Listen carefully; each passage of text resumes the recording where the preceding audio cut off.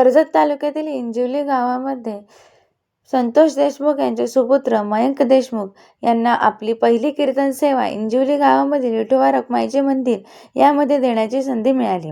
तसेच गुरुवर्य ह. ब. प. भरत महाराज देशमुख यांचा शिष्य म्हणून ओळखल्या जाणाऱ्या ह. ब. प. मयंक देशमुख यांच्या कीर्तनरूपी सेवेला प्रारंभ झाला.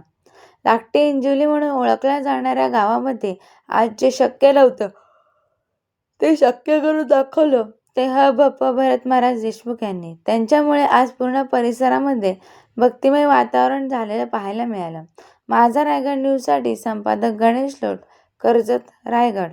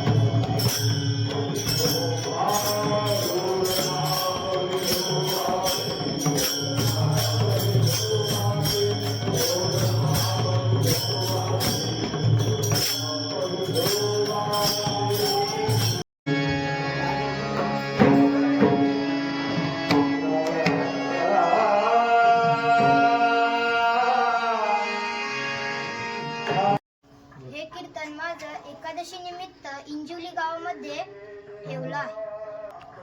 तरी इंजिवली गावामधले ग्रामस्थ यांचे मी आभार मानतो.